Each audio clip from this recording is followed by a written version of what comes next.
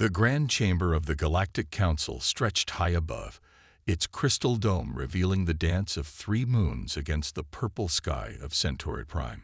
James Miller straightened his tie, a simple Earth custom that now felt like armor as he faced the towering figures before him. The council members sat in their elevated seats, looking down at the human ambassador with a mixture of dismissal and concern. Their bioluminescent skin patterns flickered with barely hidden annoyance. The head counselor, Lord Brightscale, tapped his crystalline staff against the floor 3 times, bringing the chamber to complete silence. Ambassador Miller, Lord Brightscale's universal translator, conveyed his deep, resonating voice. Your species has expanded to 17 star systems in merely 30 Earth years. This rate of expansion is unprecedented. Miller kept his face neutral, though inside he smiled. Unprecedented. That was their polite way of saying they were scared. Humanity had achieved in 3 decades what took most species centuries. With all due respect, Lord Brightscale, Miller responded, his voice clear and steady. Every system we've colonized was unclaimed according to council regulations. We've followed every rule, filed every permit, and maintained peaceful relations with all neighboring species. A soft murmur rippled through the chamber. Counselor Deep Waters, a being who looked like a cross between an octopus and a cloud of sparkling mist, floated forward. It is not just the speed, Ambassador. Your methods are concerning. Your species builds massive orbital structures without consulting the Council. You terraform planets in years rather than centuries. Your ships, she paused, her tentacles twisting in agitation. Your ships grow faster and more advanced with each passing season.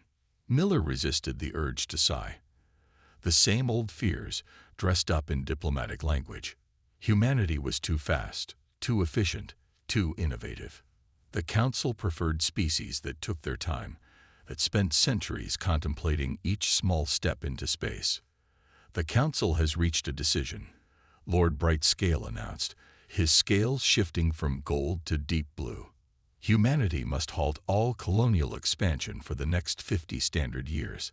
This will allow time for proper evaluation of your species' impact on galactic stability. The words hit Miller like a physical blow, though he didn't show it. 50 years. They wanted to cage humanity's growth for half a century. He could already imagine the reaction back on Earth. The colonial governors would be furious. The deep space exploration teams would revolt. But Miller was a diplomat, trained in the art of keeping calm when everything inside screamed for action. He took a measured breath before speaking. And if we disagree with this decision, then the Council will impose trade sanctions. Counselor Deep Waters replied, all advanced technology transfers will cease. Your existing colonies will be isolated from Council space lanes. Your mining rights in neutral systems will be reviewed.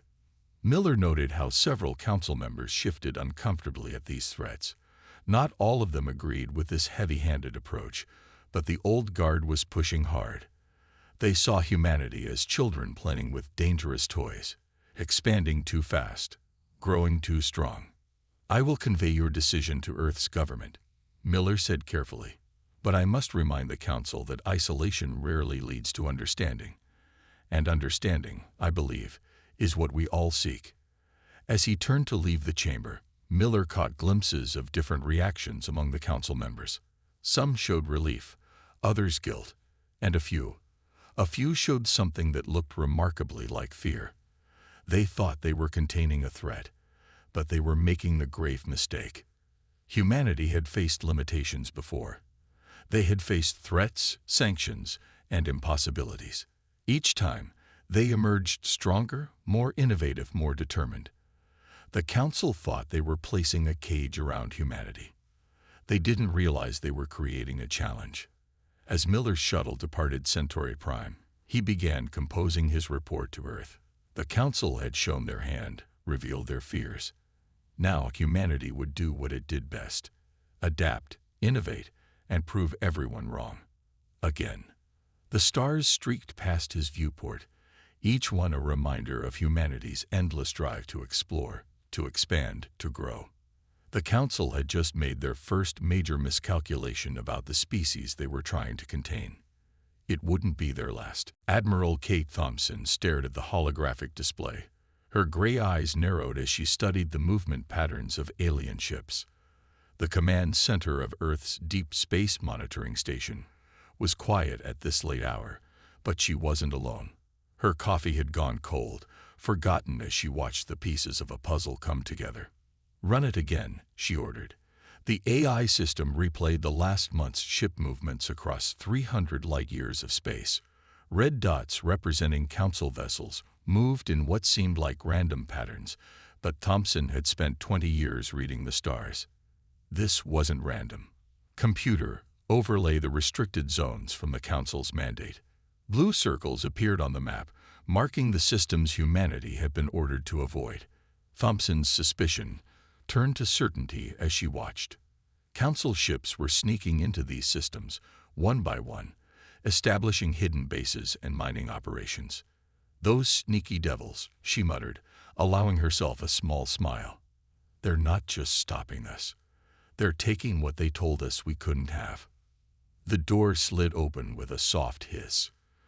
Captain Robert Ward walked in, carrying 2 fresh cups of coffee. He handed one to Thompson and glanced at the display. "Still at it, Admiral." "Look at this, Rob." She pointed to a cluster of movements near the Ross 617 system. "They're using our own survey data, every system we mapped, every resource deposit we found. They're claiming them while pretending to enforce their sanctions." Ward whistled low. "That's going to make a lot of people angry back home." "No." Thompson took a sip of the fresh coffee. "This is going to make us smart." She walked closer to the display, her reflection ghost-like against the star map. "The Council thinks we're young, impulsive.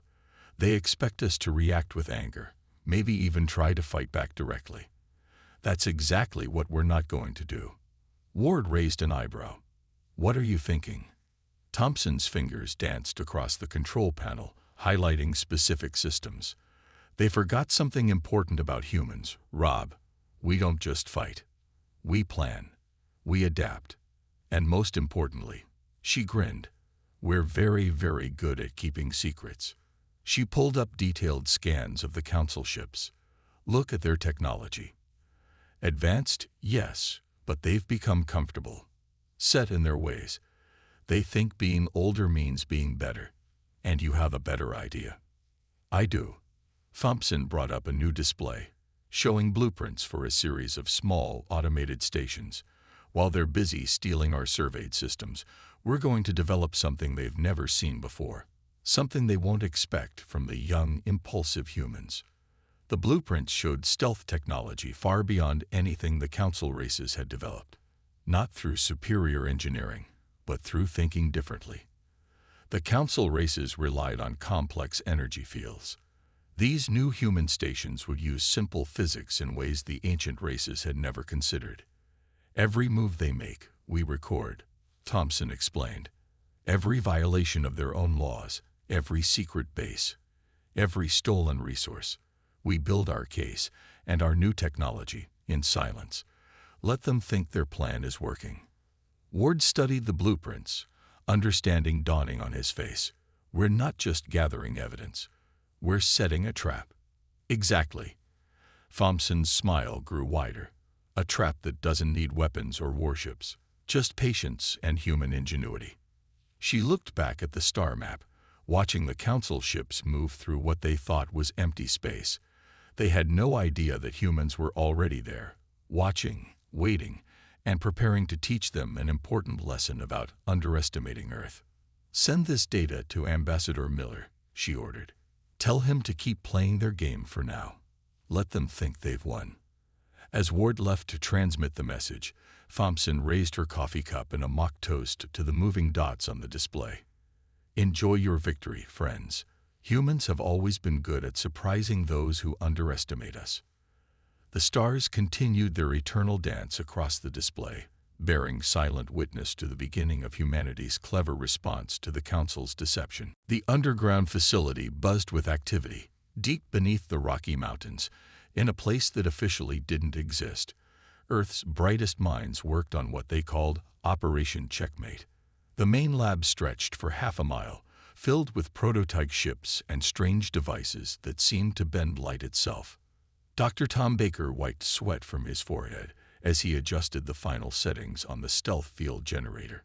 6 months of work had led to this moment. Around him, other scientists and engineers held their breath. "Running final test," he announced. "Mark." The generator hummed to life. In the center of the testing chamber, a 2-meter cube slowly faded from view. But this wasn't simple invisibility. The cube wasn't just hidden, it was completely undetectable by any known scanning method. "Status?" Baker asked, not taking his eyes off the readings. His assistant, Dr. Lisa Green, checked multiple screens. "Energy signature? None. Gravity distortion? None. Heat emission? None. It's like it doesn't exist at all." Baker allowed himself a small smile. The council races had spent centuries trying to achieve perfect stealth through complex energy fields. Humans had done it by thinking differently, by working with natural space phenomena instead of fighting against them. "Send the data to Admiral Thompson," Baker ordered. "Tell her Phase 1 is ready." Across the facility, in a different section, Major John Wells supervised the AI training program. Hundreds of quantum computers ran simulations, teaching the defense systems how to think and adapt. But unlike the Council's rigid AI, these systems learned from nature, from the way animals hunted and hid in the wild. "Look at this," Wells said to his team, pointing at a simulation. The system didn't just avoid detection. It made the Council ships think there was nothing worth investigating in the first place. It's not hiding, it's misdirecting. The screen showed countless simulations running at once. In each one, Council ships approached human installations, only to turn away, their sensors convinced they were looking at empty, worthless space. Meanwhile, in the manufacturing wing, automated factories worked around the clock. They built small, autonomous stations designed to look like space debris from the outside. Each one contained the new stealth technology and adaptive AI systems. Director Mary Cole watched the production line with pride. "How many have we deployed so far?" she asked her operations chief. 200 stations spread across 30 systems, he replied. "All in places the Council thinks are empty, each one recording every move they make, every rule they break." Cole nodded, satisfaction clear on her face. And the Council?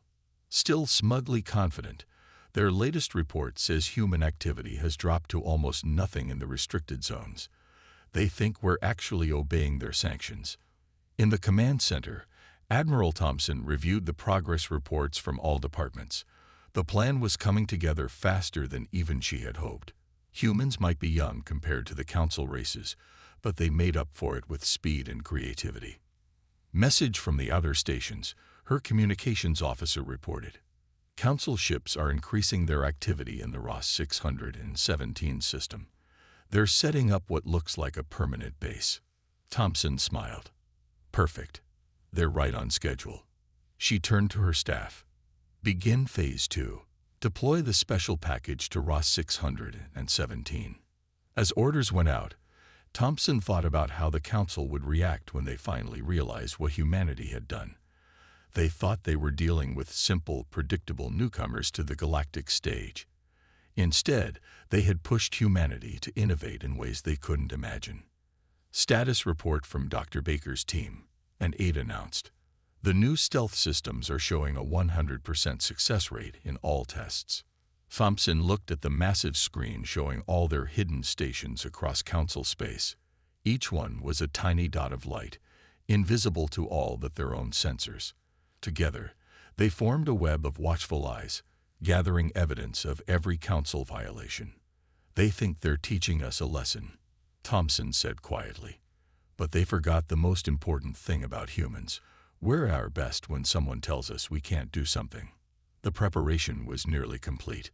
Soon, the Council would learn exactly what humanity was capable of when pushed into a corner. The Council flagship, Eternal Wisdom, dropped out of faster-than-light travel at the edge of the Ross 617 system. Captain First Light, his crystalline skin glowing with pride, stood on the bridge of his massive vessel. 4 other council ships followed behind, forming a perfect attack formation.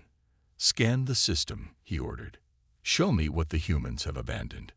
The scan revealed exactly what their intelligence had predicted: a small research station orbiting the system's 3rd planet, apparently deserted after the Council's expansion ban. Its power readings were minimal, suggesting it had been shut down months ago. "How predictable," First Light said to his second-in-command. "The humans simply left when told to do so. Perhaps they are finally learning their place." The small fleet moved closer to the station. According to their records, this facility had been used for early terraforming research. The humans had found valuable mineral deposits in the system, but the Council's ban had forced them to leave before mining could begin. "Prepare boarding teams," First Light commanded. "Let's see what technology they left behind." As the ships approached the station, none of their sensors detected anything unusual. The station looked dead, just another abandoned human outpost. This would be an easy victory for the Council, claiming both the station and the system's resources. The first sign that something was wrong came when they crossed an invisible line 10,000 kilometers from the station. "Captain," the sensor officer called out, his tentacles waving in alarm. "Our engine's air." The officer never finished his sentence. Every system on all 5 Council ships suddenly went dark. The mighty vessels drifted in space, their advanced technology completely useless. Inside the Eternal Wisdom, emergency lights cast a dim glow across confused faces. First Light tried to make sense of what had happened. Their ships hadn't been attacked. There were no weapons fired, no energy blasts, nothing that their sensors had detected. A soft chime echoed through the ship's communication system. Then, a calm human voice filled every deck of all 5 vessels. "Greetings, Captain First Light. This is Admiral Kate Thompson of the Earth Defense Force. I apologize for the unexpected shutdown of your vessels, but we needed to ensure we had your complete attention." First Light's scales flickered with rage and disbelief. "How dare you? This is an act of war." "Actually," Thompson's voice remained pleasant, "it's an act of law enforcement. Your fleet has illegally entered a human-claimed system, attempting to seize a research station in direct violation of Galactic Law Section 47, Paragraph 12. Screens came to life throughout the Council ships, showing recording after recording of Council vessels secretly entering human systems over the past months. "We've been watching," Thompson continued. "Every violation, every illegal mining operation, every attempt to steal what you denied us permission to use. It's all been documented." First Light's scales had turned pale. "Impossible. Our sensors detected nothing." "That's because you didn't look for nothing," Thompson said, and First Light could hear the smile in her voice. "You looked for energy fields, for technology like yours. But sometimes the best place to hide is in plain sight." The supposedly abandoned station now lit up with power.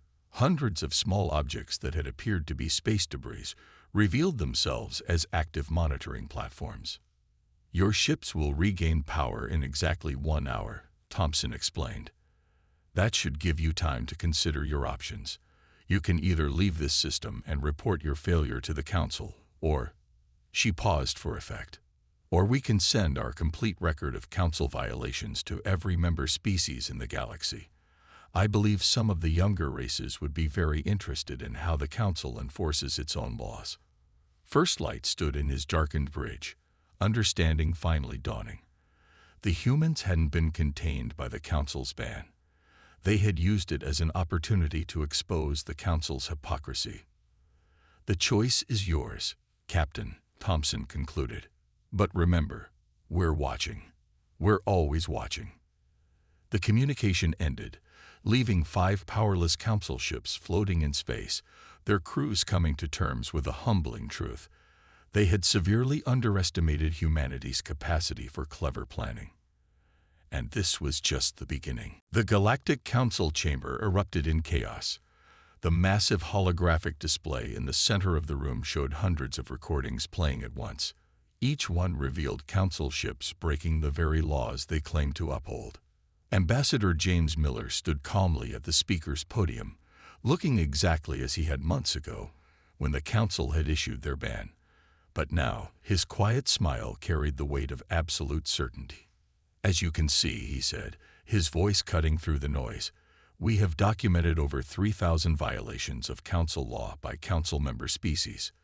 All of these occurred after you ordered humanity to halt our expansion." Lord Brightscale's scales had turned a sickly gray color. This is evidence," Miller finished for him. "Clear, undeniable evidence. Every recording includes timestamps, ship registry numbers, and exact coordinates." The younger council species representatives leaned forward, their attention fixed on the damning display. A representative from the Stellar Federation, one of the newer council members, stood up. "You mean to tell us," she said, her feathers bristling with anger, "that while forcing humans to abandon their legitimate claims, council ships were secretly stealing those same systems?" Miller nodded. "Exactly. But that's not all." He pressed a control, and the display changed. "We also have records of illegal resource extraction, unauthorized weapons testing, and deliberate falsification of survey data." More chaos erupted. Councillor Deepwaters floated higher, her tentacles spreading wide in distress. "How did you gather this information?" "Our ships detected no human presence in these systems." "That's because we learned to think differently," Miller explained. "You taught us an important lesson with your ban. Instead of fighting it, we adapted. We developed new ways to watch and wait, invisible to your sensors because we weren't where you expected us to be." The recording from the Ross 617 incident played next, showing how 5 council warships had been completely disabled without a single shot being fired. The chamber grew quiet as they watched. "We could have responded with force," Miller continued. "That's what you expected, isn't it? The young, aggressive humans, lashing out when cornered. Instead, we chose to gather evidence, to show everyone exactly how the council's oldest members enforce their own laws." A representative from another young species stood up. "I move for an immediate investigation into these violations." Others quickly joined in. The chamber filled with demands for accountability, for reform, for change. The older council members could only watch as their authority crumbled in the face of irrefutable evidence. Lord Brightscale raised his staff, desperate to restore order. This is unprecedented. The council has governed for 10,000 years. "Perhaps," Miller said quietly, "it's time for some new ideas." He pressed another control, and a new image appeared. It showed the disabled council ships from Ross 617, but instead of destroying them or humiliating them further, human ships had arrived to help restore their power and escort them safely home. "Humanity doesn't want to tear down the council," Miller explained. "We want to help make it better. We bring new perspectives, new ways of thinking. Yes, we move quickly. Yes, we do things differently. But isn't that exactly what the council needs?" The chamber grew quiet as his words sank in. Even the oldest council members couldn't deny the truth before them. "We propose a reform," Miller continued. "A new framework for cooperation, where experience and innovation work together, where laws apply equally to everyone, and where new ideas are seen as opportunities, not threats." One by one, representatives began to nod. The younger species were the first to show support, but even some of the older members could see the wisdom in his words. As the council chamber buzzed with discussion about the future, Miller allowed himself a small smile. Humanity had done more than expose corruption. They had created an opportunity for genuine change. The council had tried to cage humanity's potential. Instead, they had unleashed it in ways they never expected. 3 days after Ambassador Miller's revelation, the emergency session of the Galactic Council began. The ancient chamber had been rearranged. Instead of elevated seats looking down on speakers, All representatives now sat at a circular table. It was a small change that sent a big message. All voices would be equal ear. Admiral Thompson stood at the presentation area, her uniform crisp and neat. Behind her, holographic displays showed the new framework humanity had developed. "The old way of thinking about space was wrong," she began. "We treated it like a pie to be divided. Instead, we should treat it like a garden to be grown together." The display showed a new map of council space, with systems marked in different colors. Under our proposal, no species claims exclusive rights to any system. Instead, we formed joint development teams. Each species brings their unique strengths. She gestured to specific examples. Take the Ross 617 system. The council races have perfected mineral extraction over thousands of years. Humans have developed fast, efficient terraforming. Working together, we can make the system productive in decades instead of centuries. Lord Brightscale, his scales now a thoughtful blue, raised a hand. "And how do we ensure fair treatment? How do we prevent any one species from taking advantage?" Thompson smiled. With this, she pressed a control, revealing the specs for the monitoring technology that had caught the Council's violations. "We're offering this technology to everyone. Complete transparency. No more secrets. No more hidden agendas." The chamber buzzed with excited discussion. The younger species were particularly interested in the human designs. "But there's more," Thompson continued. "We've developed a new AI system for managing resource distribution. It learns and adapts, ensuring everyone gets what they need. And unlike older systems, it can't be fooled or corrupted." Dr. Tom Baker stepped forward next, his casual Earth clothes standing out among the formal council attire. "The best part is how it works with nature instead of against it. It's based on how Earth's ecosystems maintain balance." He brought up detailed specifications. "See, no complex energy fields.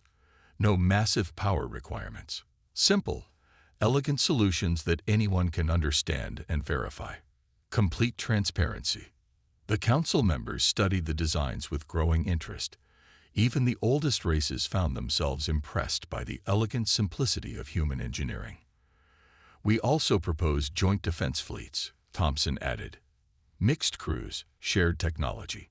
When everyone works together, everyone stays honest." A representative from one of the middle-aged species stood up.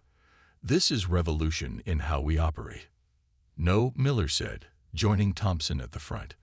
"This is evolution, taking the best of the old ways and combining them with new ideas.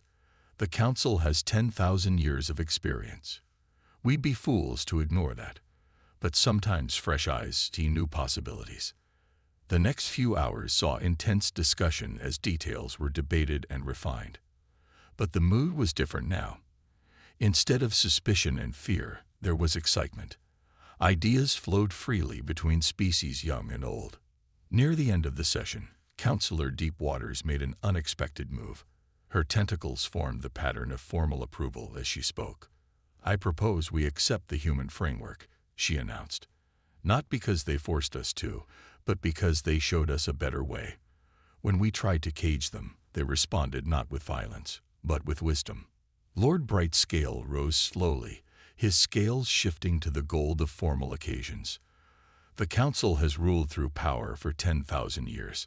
Perhaps it is time we learn to rule through cooperation instead." The vote that followed was nearly unanimous.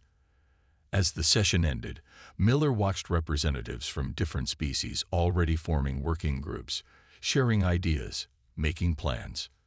"They just needed a push," Thompson said quietly beside him. "Sometimes the best way to break old habits is to show people a new way forward." Miller nodded, watching the future of galactic civilization take shape before him. Humanity had done more than defend their rights. They had changed the very nature of how species work together among the stars. And this was just the beginning. 1 year after the Great Reform, the observation deck of New Unity Station offered a perfect view of history in the making. The massive space station, built jointly by 12 different species, hung in orbit around Ross 617's third planet, now a thriving colony world. Ambassador Miller stood at the window, watching ships of various designs move smoothly through space. Human vessels flew alongside council ships, their crews mixed, their missions shared. Below, the planet's surface showed patches of green where terraforming had already taken hold. "Quite a view, isn't it?" Admiral Thompson said, joining him at the window. She handed him a cup of coffee, a drink that had become surprisingly popular among several alien species.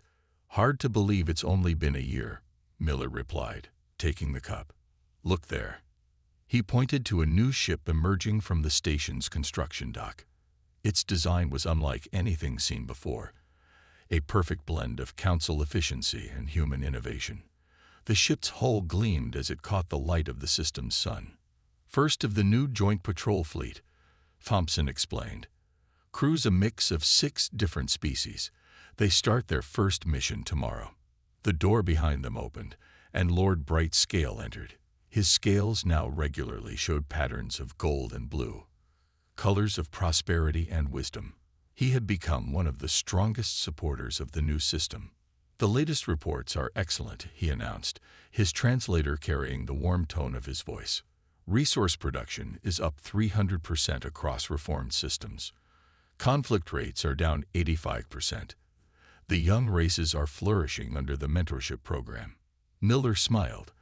The mentorship program had been one of humanity's best ideas, pairing older, experienced races with younger ones to share knowledge freely, rather than hoard it. "And the new colonies?" Thompson asked. "Exceeding all expectations," Bright Scale replied. "The combination of council experience and human innovation has reduced terraforming time by 70%. We're achieving in years what once took centuries." They watched as a group of transport ships entered the system, carrying settlers from different species who would work together to build new communities on the transformed world below. A holographic display activated nearby, showing Dr. Baker's face. He was planet-side, overseeing the latest terraforming project. "You'll want to see this," he said excitedly. "The new hybrid forest is taking root. Council botanical knowledge combined with human adaptation techniques. These trees grow 10 times faster than standard terraforming plants and produce oxygen at triple the rate." The display showed vast fields of saplings, their leaves shimmering with hints of blue and gold. They were symbolic of the new era, something entirely new, created by different species working together. Councillor Deepwaters arrived next, her misty form rippling with pleasure patterns. "The Education Exchange Program has its first graduates," she reported. "Young humans teaching council races about adaptive thinking, while our elders share millennia of accumulated wisdom."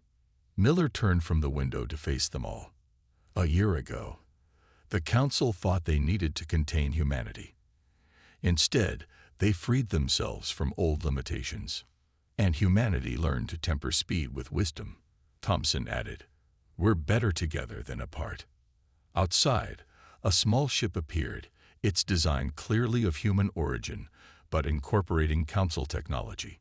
It was a survey vessel, preparing to map new systems, not for any one species, but for all of them.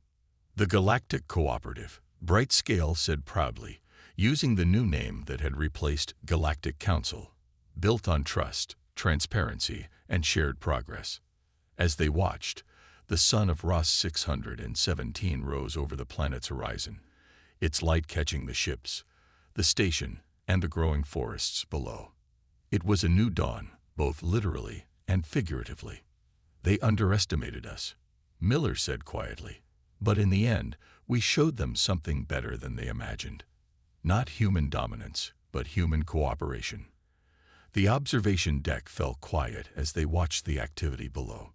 Humans and aliens working together, building something greater than any one species could achieve alone. They had turned a potential conflict into a transformation, proving that sometimes the best way to win is to help everyone succeed. The new era had begun.